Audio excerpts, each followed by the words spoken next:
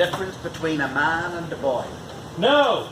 Well, I'll tell you, I'll answer that for you. A real man carries his money in a purse like this. Oh. So let's see what Sean did say I was from Northern Ireland, and appropriate to that, let's see what I've got in my little pot of gold here. I have 6 25-cent quarters. And in fact, these are some of the older quarters in that they have George Washington's head on one side and an eagle on the other.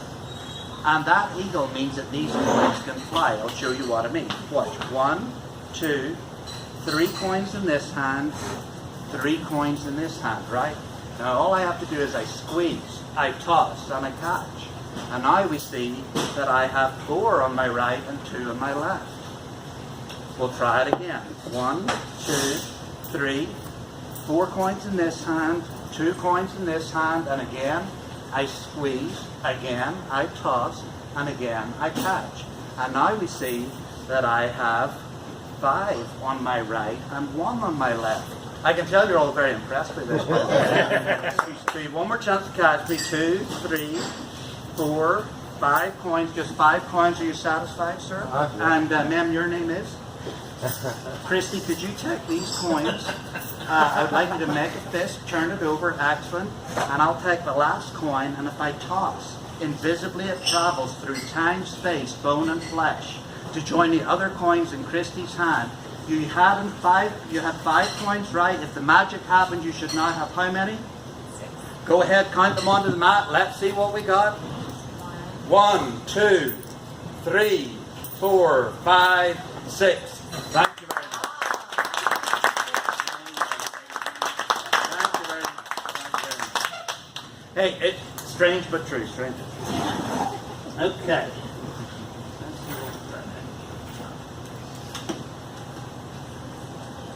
Okay, so I was in Arkansas recently. Anyone here from Arkansas? Anyone from Arkansas, by the way? Thank God for that. Thank God. I don't have to change it to Mississippi. But anyway, I was in Arkansas recently, and I had breakfast at Cracker Barrel. Oh, and by the way, if you ever go there, I highly recommend the Uncle Herschel's favorite. Delicious. But anyway, after breakfast, I went up to the till to pay my bill. And when I was up there, I actually asked the lady if I could get change of a 20. But when she counted me my money, she counted it kind of funny. So this is what happened. She counted 1, 2, 3, 4, 5, and 5's 10, and 5's 15, and 5's 20. And I thought, shortly after leaving, I thought that was a little weird the way she counted that. I better double check. So I counted 5, 10, 15, 16, 17, 18, 19. Hang on a second. 1, 2, 3, 4, and 5's 9, and 5's 14, and 5's 19. And I thought, I knew it should rip me off. So I went back into the restaurant and I said, excuse me, ma'am, but I should have $20 here instead. I just have 19. She said, well, that's amazing. That's amazing. She said, that would be the first mistake I've made in 40 years. Well, I thought that was a little weird, given the fact she only looked about 30. But anyway, she counted it again. She counted 5, 10, 15, 16, 17, 18, 19, and 20. And I thought, okay, ma'am, do you mind if I count that in front of you? She said, no, go ahead. So I counted 1, 2, 3, 4, 5, and 5's 10, and 5's 15. Hang on a second.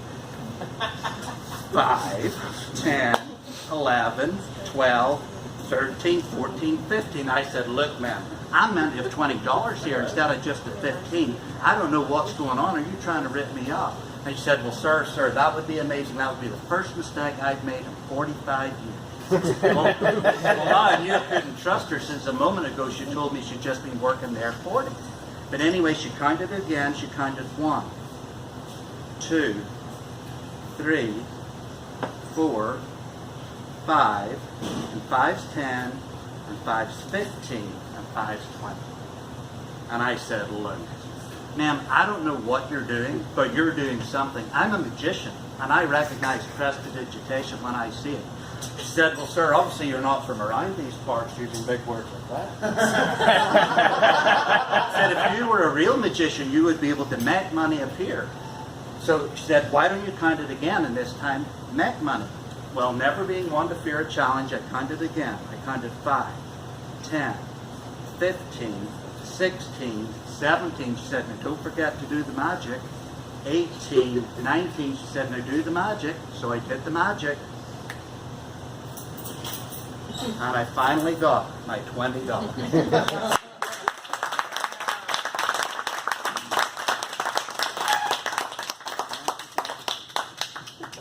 Okay. Oh, Texas Hold'em, yeah, very popular game these days. Absolutely. Yes, no question about it. Well, I'm a bit of a poker player myself too. Now, if you're a poker player, you will know that in America there is a tradition that at the end of a night's poker, the players will throw their chips into the middle and they'll have one final bet. And they'll see who can cut to the highest card, right? Well, in Ireland, we have a similar tradition, but what we do in Ireland is we see who can cut a certain number of cards off. And I'll show you what I mean. For instance, I can go like this here, and I can cut off exactly 10 cards. Now, how I know this is 10 cards is I can tell by the thickness. Yes, years of experience. Ma'am, Christy, would you like to cut off 10 and just set them there, please? Sure. Go ahead, let's see what you got. Yes, I like your touch, very velvet touch. Yes. Okay, in fact, well, let me see. I think you're a little thick there, but that's okay. Sometimes thick works for the trick. And your name, sir? Alfred. Alfred. Alfred, would you mind and cut off 10? Just estimate and set them right here. That's a good 10 right there, man. Excellent. And would you like to play too, sir? What's your name? Right, Chris. Chris. So, I'll tell you what, Chris, go ahead, cut off 10 cards. And just set them right here. Okay, Chris, I think you're a little thin there, but thin to win. That's okay. Well, let's recap. Say Christy cut off 10, and Alfred cut off 10, and Chris cut off 10. That would be 30. How many should that leave me here? Well, 22. 22. Hey, 22. I can tell you all play cards. 1, 2, 3, 4, 5, 6, 7, 8, 9, 10, 11, 12, 13, 14, 15, 16, 17, 18, 19. God damn it, we did get closer, didn't we? Yeah. We didn't quite get it, but you know what we did get? We actually got a 10 here, we got a 10 here, we got a 10 here, and we got a 10 here. I don't know how you all did it, but that's a very good Very good. I couldn't have done it better myself. Okay. Now, have you ever noticed when you own a deck of cards? Was that some magic coins falling or something? Where's your next trick? Oh, yeah. You ever notice when you own a deck of cards, after a while, 1 or 2 cards goes missing? You ever notice that? Do you know why that is? I thought that was socks. That's because, well, you're right there too. Well, you know, exactly. You know the way the laundry just miraculously cleanses itself after a week. You just dig through. Anyway, so the cannibals in this particular deck are the 4 kings, which I will pull out. So here we have them all. The 4 Ks. Oh, and by the way, that's what the K stands for. K for cannibal. You can tell I'm not from here, right? Now, ma'am, hey, you're looking real interested right now. Could you give me a number between 1 and 5? 3. 3, 8. Okay, well, the 3s are going to be the unfortunate pygmy cards, because of course they have to be small for the cannibals to properly digest. The 3s are going to be the pygmy cards that are going to be eaten by the cannibal kings. Yes. Yes, good choice, by the way. I like that. So, everybody, we have this. The pygmy 3 of clubs, the pygmy 3 of spades, and the pygmy 3 of diamonds. And of course, over here we have our 4 kings who are going to be the cannibals. So this is how the story goes. Once upon a time, the cannibals are running through the jungle. They form a giant mouth. And they come across the first pygmy, and they go, smells like the pygmy 3 of diamonds. They flick that pygmy 3 of diamonds over. Into their mouth it goes. And what do? They chew and they chew and they chew. They roll over in their backs. They rub their bellies, and they burp. And with that, we now see that pygmy is completely gone, eaten by the kings. course, the kings, being the cannibals, are still hungry, right? So they form a giant mouth once again. Next up's going to be the unfortunate 3 of spades. So they take that 3 of spades into their mouth. What do? They chew and they roll over on their backs, they rub their bellies, and they burp. And with that, we now see that that pig is completely eaten by the kings, completely absorbed.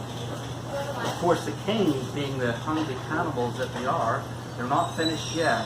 So next up is going to be the unfortunate 3 of clubs. So we flick that 3 of clubs over into their mouth. 3 of clubs goes. What do? We all know the story by this point. They chew and they chew and they chew. They roll over on their backs. They rub their bellies. Don't premature. And then they burp. That's right. And with that burp, we now see that that 3 is completely eaten by the kings. So now all the pygmy 3s have been eaten by the cannibal kings. Completely and utterly absorbed. And you can applaud at any time. We're not done yet, because the 4 kings, being the greedy cannibals that they are, they start to cannibalize themselves. Strange but true. So first up is going to be the King of Spades. So watch closely. We now see that the King of Spades is now gone. Next up is going to be the King of Hearts. And we see that the King of Hearts is now gone. Last but not least is going to be the King of Clubs. And if you listen closely, you can even hear their bones crunch. So now the King of Diamonds has eaten all the other kings. But if I was to cut that King of Diamonds open and look inside his belly, I would find the other 3 kings. But would you believe it, inside their stomachs, we would find the 3 pygmies. The pygmy, 3 of spades, the pygmy, 3 of diamonds, and the pygmy, 3 of clubs, and that's the story of the cannibal king.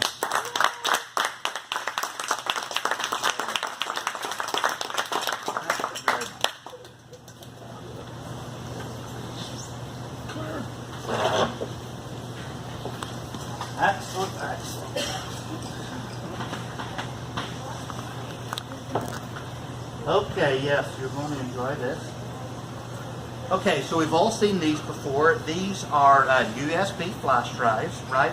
And of course, what you do is you plug them into your computer. You can store files on them. For instance, you can store music on the red drive, pictures on the black drive. Now, what I like to do is sometimes I will put all my files on the black drive, and then when I get home, I'll just transfer them to the red. Of course, sometimes that transfer can become a little problematic, in which case I use some magic to cause the transfer to occur. I'll tell you what we'll do. We will go ahead and we'll get rid of the black drive, and that should make things a little easier to follow. That's a problem. Watch, if I just give it a shake, there's the red drive I was looking for. So if this is the red drive, the black drive must be over here in my pocket. Right, but just so you know, in case this red gigabyte is not big enough for all your files, you can always give the black one a stretch and make it a gigabyte. Now, Chris, have you ever seen something plucked from thin air before? So no. Well, you have now, right? It's a little red sponge ball. But you know, it's not just any old red sponge ball. It's actually a magician's sponge ball, because when I rub, it disappears. Of course, it doesn't really disappear. It just turns invisible, because when I blow on it, it comes right back. Yeah. In fact, you can check that out for yourself. Go ahead, take a look. Feel it, touch it. What do you think of it? Have you ever seen one? Yes, soft. I know. That's what we all think. But you know what I love about it is how loose the molecules are. So loose, in fact, that if I was to saw, right, much like sawing a lady in half, if I was to continue to saw, I can actually saw that sponge ball into 2 sponge balls. Yeah, now you're impressed. Yeah, right here. Let me get closer. Yeah, that's right. Now watch closely, watch. 1 sponge ball is in this hand, and 1 sponge ball is in this hand. Watch, I'll make it jump from this hand to this hand. Now, if you watch really closely, I'll make it jump back. Just kidding. I can tell that you're amused, but not particularly impressed. We'll try it again, watch. One sponge ball was in this hand, one sponge ball was in this hand. I'll make it jump from this hand to this hand. Did you see it go? I'll tell you what, it really did go that time. Yeah. Christy, is it? Could you hold out your right hand palm up? It's your wife. Hey, yeah, right. Get out. Hey, I just met her this evening, sir. You're Alfred, right? Alfred. Hold out your right hand palm up for a second. I'll take my sponge ball. You take your sponge ball, make the fist, turn it over, excellent, and watch. It's just a wave of the hand and a wiggle of the thumb. And my sponge ball magically disappears, invisibly traveling through the air to join the other sponge ball. And Alfred's hand, go ahead. 2 sponge balls. Thank you very much. Watch closely. One sponge ball is in the hand, and one sponge ball is in the pocket. How many do I have in my hand? 2. Hey. What did you cheeky devil. Don't try that ever again. I was adding up the hands, sorry. One sponge ball was in the hand, one sponge ball was in the pocket. How many do I have in my hand? No, actually 2. I'll tell you what. One more chance to catch me. Watch closely. One sponge ball was in the hand, one sponge ball was in the pocket. How many do I have in my hand? None. None. They all disappeared.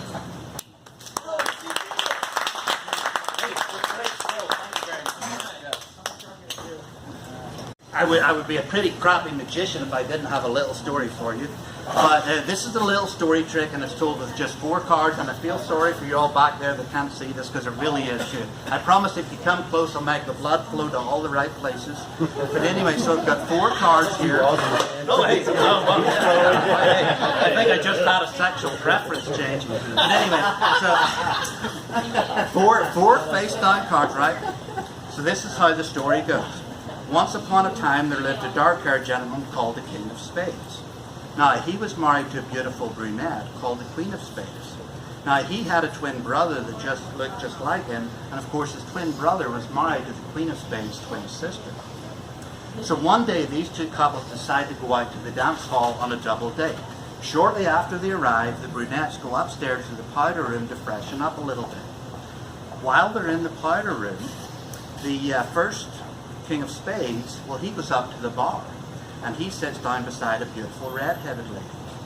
Now his twin brother said, hey, that looks like a good idea. So he goes up to the bar and he sits down beside the redhead's twin sister. So a little while later, the brunettes, they come downstairs from the powder room, and when you see their husbands with the redheads, they get mad. So the first brunette, she goes up to the redhead at the bar and says, hey, you stay away from my husband. Her twin sister goes up to the redhead's twin sister and says, hey, you stay away from my husband. So at this point, a big fight breaks out. Hair's being pulled, clothes are being torn. I mean, really, it's my favorite part of the story. Yes. But so it gets really nasty, a real cat fight. But anyway, after a while, it all settles down. And what happens is the first Queen of Spades, she goes up to her husband, the King of Spades, and says, hey, you were out of here. So her twin sister thinks that's a good idea, so she goes up to the King of Spades' twin brother and says, hey, you were out of here. So they all leave. But I know what you're thinking, you're thinking, that's very interesting, but tell me what happened to the redheads. Well, here's what happened. The first redhead, she went down the road a little bit and she found herself a red-headed gentleman. Now her twin sister, she followed shortly after and she found herself a red-headed gentleman. Yes, amazing. But believe it or not, that's not quite the end of the story, because they all went off and had a family of 4 little red-headed boys. And the thing I want you to remember is the whole story is told with just 1 card. Thank you very much. Okay, let's see what else I've got for you here. Oh, yes, my grand finale. Okay, any 2 people in the audience with a spiritual connection? Okay, yeah. How about a romantic connection? Busted. Oh, excellent. Come forward. Yep. You are going to be voluntold. You're my volunteers this evening. Voluntold. Yes. How you doing, sir? Your name is? Michael. A big round of applause for Michael. Liz, and Liz. Excellent. So we have Michael and Liz. Yeah. We have a spiritual connection. And how about a romantic connection? Okay. Enough then. We will go no further. We will go no further. So we'll start with you, Liz. What I'm going to do is I'm going to shuffle through the cards, and I would like you to just call stop at any point. Excellent. Right there. And if I've got a magic marker in my back pocket here, if you could untap that, please, and just sign your first name big and bold against that on that card. Excellent, Liz, I like it, and I will cut that card into the deck. Now, Liz, if you could pass a marker to Mike, exactly, and Mike. Hey, these are one-syllable names, and I'm having a hard time. Anyway, so I'll just step through, call stop at any point. Excellent, nice, and just sign your name across that card. Okay, so, well, it's not big and bold, but it's courageous nonetheless. So anyway, so Mike's card goes in here. Now, in order to proceed with this trick, I'm going to make use of my trusty magic wand. Now, before you all giggle, I will remind you that it's not the size of the wand that matters, it's the magic behind it. And Liz, if you could take the wand, and if you could tap the deck, but when you tap the deck, I would like you to say your magic word. Very original, and I spread through. I hope everyone can see this. I spread through, and with a bit of luck, the magic has happened. Let's see. Oh dear, and there we go. Liz's card is now face up in the deck, which in and of itself is a pretty big feat, even if I'm the only one that agrees, right?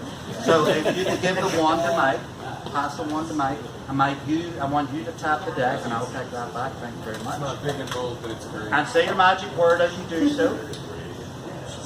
Shazam. Thank you. Very original. So I spread through. And now we see that Mike's card is turned face up in the deck. But here's the amazing thing. Mike's card just happens to be right beside Liz's card. Oh. You really do have a spiritual connection. You guys really do. You're tight. I'll push those two cards together, right? Liz, could you hold out your right hand, please? Palm up and bring over your right hand. And you're going to set it on top of the other. Yep, just like that there. Excellent. Now give me the magic wand. Now, I want you both to think of the first time you had that special connection. Not that time you're making me blush. Think of another time. Have you got it in your mind? The time that you had a connection. Well, I say the magic phrase, friendship forever. And just as your two hearts are forever bound together as one, so will your cards be. Go ahead, take a look. Let's see if it works. No! Oh, wow.